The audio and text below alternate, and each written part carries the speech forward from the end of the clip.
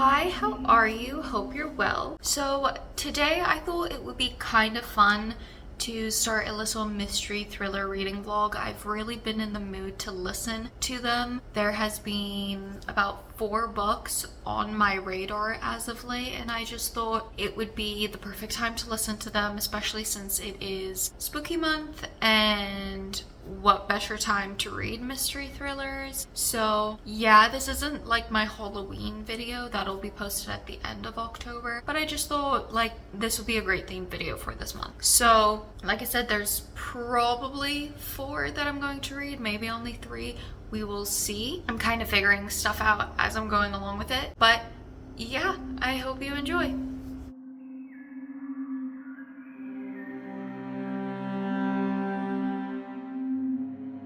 So I actually have started the first book of this video, and that book would be The Lost Word by Taylor Adams. I've been kind of wanting to read this one for a little bit. It's about a reader who leaves a 1-star review on a book and then the author hunts her down. Sounds pretty interesting, and I've really wanted to read Misery by Stephen King, which is like the reverse of that, where a fan hunts down her favorite author type of thing, and this being the reverse, it sounded interesting to me. It sounded fun. It's a very unique concept. I did start that one. I'm about 15% into it, and in general I've been very creeped out so far. She like lives alone in essentially the middle of nowhere, and it's like one of those sneaky ones where he's like sneaking into her house and she wakes up in the middle of the night thinking she sees him, but then she turns on the lights and he's not there. It's like that type of mystery thriller,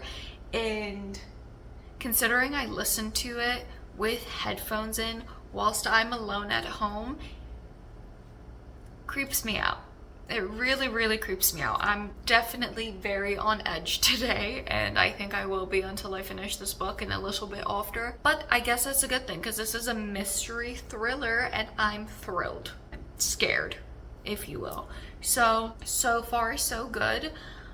I will check in once I've finished it. I plan to kind of binge these, so I'm trying to do them really quickly, but it also depends when they come in from the library, because some of them I have to wait a while for, which is annoying, and if they don't get here in time, they don't get here in time, you know? So we will see, but I'll check in once I finished The Lost Word. Hi, so I finished The Lost Word by Taylor Adams, and I ended up giving it a 3.5 stars. So I actually almost DNF'd it, fun fact, because I got way too scared. Basically, as I said in the intro to this book, it's about this author who comes after a reader who gave his book a 1-star review. And really this is my fault for not putting 1 and 1 together, but obviously he came after her while she was home, and therefore there was a lot of like breaking into her house type of thing. And that's the reason why I thought it was too scary, because fun fact about me, home invasion absolutely terrifies me. As a kid at 2 separate houses, our house got broken into. Luckily we weren't home, but still coming home to your living room window being smashed and everything being gone, including like family heirlooms and things that were really sentimental and important, is very traumatic, and that's happened twice in my life. And then I also had my car broken into once. Luckily I don't keep anything in my car, so it was just a disheveled mess, but it's still very scary and like invasive feeling and icky. And so reading something about a home invasion while you're home, terrifying. Absolutely horrifying. And so I nearly DNF'd it because it freaked me out so much, but luckily once the action started picking up and like she knew someone was there and they were fighting each other and yada yada, it wasn't that bad anymore, so I got through it. But let me tell you, I was terrified. I was having nightmares. It was not a fun time at the beginning. So if you are terrified of home invasions, don't read this book. So my first critique is that when I was going through the reviews, I saw that some people didn't like this book because they thought that Emma, our main character and the person we're rooting for, was really stupid and made a lot of bad decisions. And I won't go into why, but if someone was doing to me what the author was doing to her and her dog, I would also be making stupid choices. Like, that's my pet, that's my child, what do you mean, you know? By the way, trigger warning for a lot of animal cruelty in this book. That was difficult to suffer through as well. Just keep that in mind as well. Terrifying home invasion, animal cruelty. And then honestly, the rest of my thoughts are spoilers, so I can't really like say much, but the ending had me very worried for a second. I really thought that this was going to be a 1-star book for a while, and then the ending happened. Like the very ending happened, and I was like, okay, 3.5. I thought the beginning was a lot more gripping until it got too scary for me, and then afterwards it was kind of just strange because it's like, what is going on?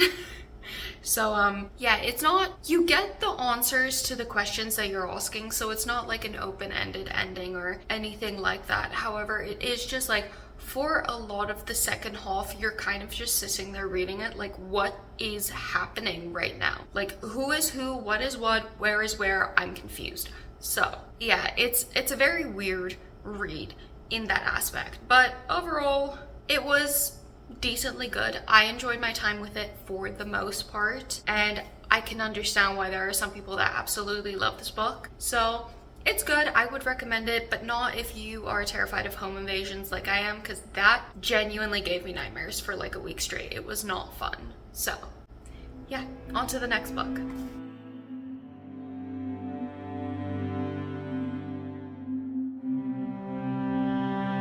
So the next book that I will be picking up is His and Hers by Alice Feeney. So I actually originally picked this one up for a video challenge that I wanted to do, but like the challenge was massively failing because I wasn't enjoying the book, and I was just struggling to like sit down and read it because for some reason it was just very slow to me, and it was not gripping me. So I DNF'd it at like the 20-ish% mark, and I put the audiobook on hold, and it came through, and I was like, you know what, I'm doing this video and I do want to read it because I've heard a lot of good things about Alice Feeney and I want to see if I enjoy her work. So I want to give this book a second shot. So that is what I'm going to do. I'm going to listen to the audiobook. I think I'm going to restart it, but kind of just skip through parts that I remember really well just to jog my memory, because this was a while back that I had picked up the ebook, and I will be back once I finished it. Hopefully I finish it this time around.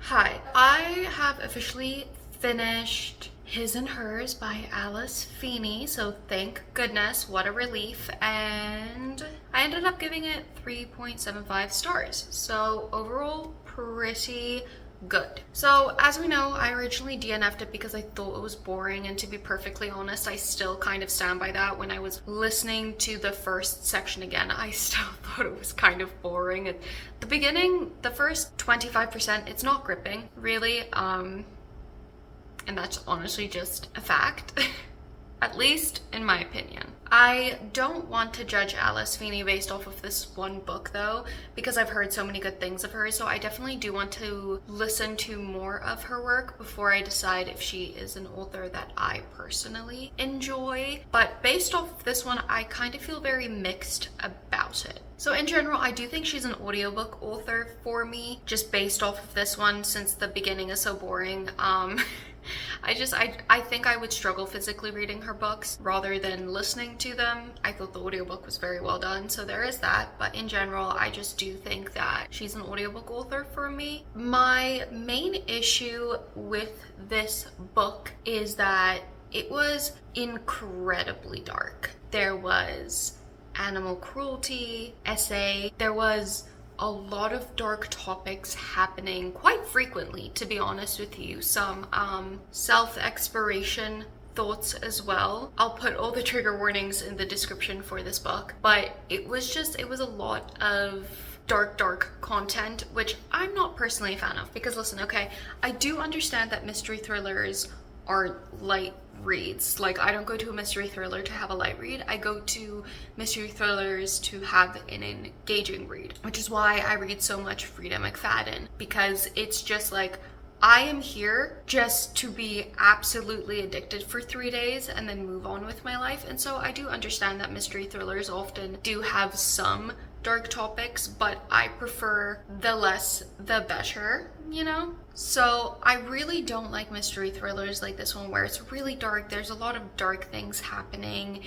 I prefer kind of just like, again, like the Frida McFadden kind where, yeah, sure, sometimes I don't like the work, but at the end of the day, it's just kind of like twisty and turny and you don't really know what's happening, and like that's the mystery. I don't like this like dark black gray cloud just like looming over you as you read it. It doesn't make me feel good. It puts me in a bad mental space. Like, I just don't like that, and that's a bit concerning with this book because, like I said, it was dark and her books are very dark, and if all of them seem to be that way, I don't think she's gonna be the author for me because, like I said, I like murder mysteries and mystery thrillers that are a fun and twisty time, not something that makes me feel like the entire world is doomed and that we're all just terrible people doing terrible things and having terrible things done to us. So that was kind of not fun. It kind of I felt very icky when I finished it, and I didn't feel good, and I felt like I needed to like cleanse my palette with like some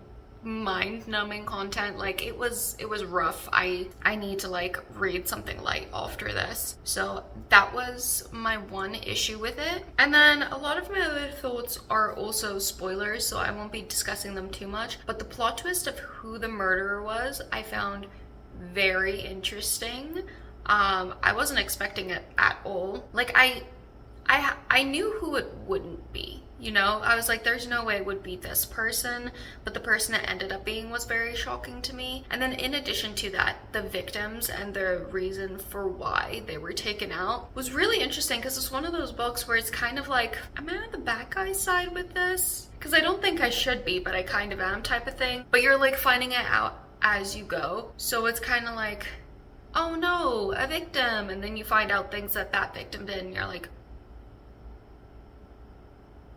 and then like it keeps going, you know? And so it's very interesting in that aspect. Like, I kind of like books that kind of like are in such a way where it's like, I can't pick a side, you know? And in general, I would recommend this, but once again, it is dark. I'll put the trigger warnings for all of the books that I've read so far in the description because the next one might not be as dark based off of the fact that I've read her other work and they weren't too bad. But I do think all of the mystery thrillers, or most of the mystery thrillers I'm reading in this book, are going to be on the dark side. So I'll put the trigger warnings for all of them in the description below so that you know they will be censored so that I don't get my account banned. But dark, feeling icky, nervous for the next one, but I think I still have to wait like 2 more weeks before my library will give me the audiobook, so at least I'll have like a tiny little bit of a break. I do hope it comes in sooner though, because I do not want to be waiting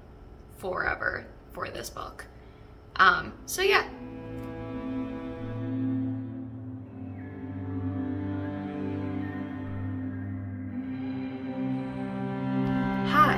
So we are here because I have finished the final book of this video. I know I didn't do an intro to, I'll be honest, I kind of forgot. I thought I did. But that book would be The Midnight Feast by Lucy Foley. If you watched my mid-year wrap-up, link below if you haven't, I mentioned that this is one of the few books that came out in the first part of the year that I never got to read, and I've been very excited to read it. So when I finally got the chance to, it was very exciting, and it was kind of difficult actually to get to a point where I could read it, because first, it's hot.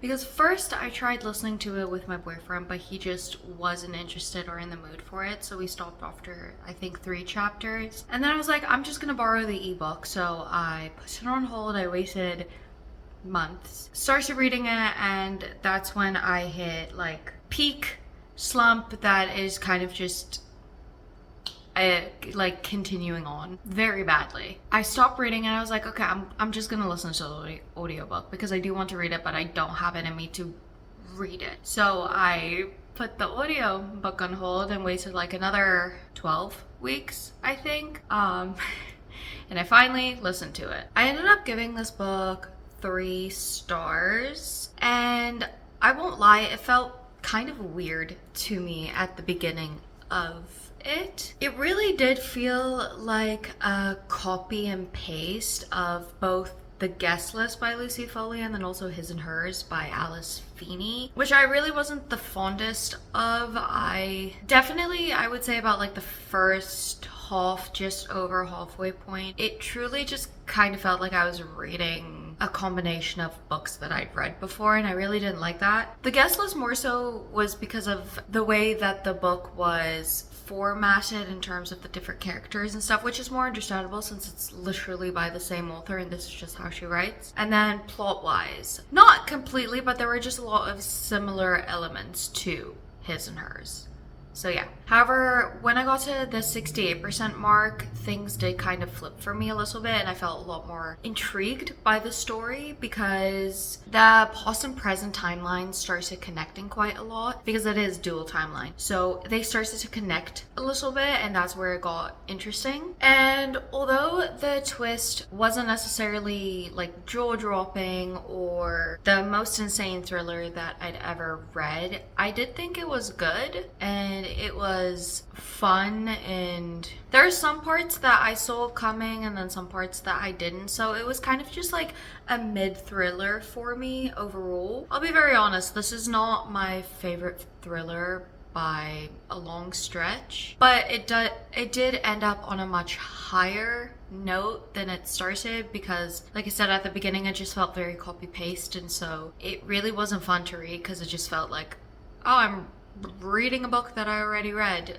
that I didn't want to reread, you know what I mean? But I am very grateful for the fact that it did end on a higher note and I didn't end up hating it, which I think is the important part. And because I felt that it was very copy paste, I'll be honest, I didn't really find it interesting at the beginning. I thought it was quite boring, so the fact that the ending made the boring stretch at least slightly worth it was very much a relief and made me quite happy. But like I said, overall 3 stars. It's a very mid thriller. If it sounds interesting, I would recommend it. However, if it doesn't sound interesting, I don't think you're necessarily missing out on anything either. It's, you know, at least that's my opinion. If you read any of or all of the books that I read in this video, I would love to know which one was your favorite and why.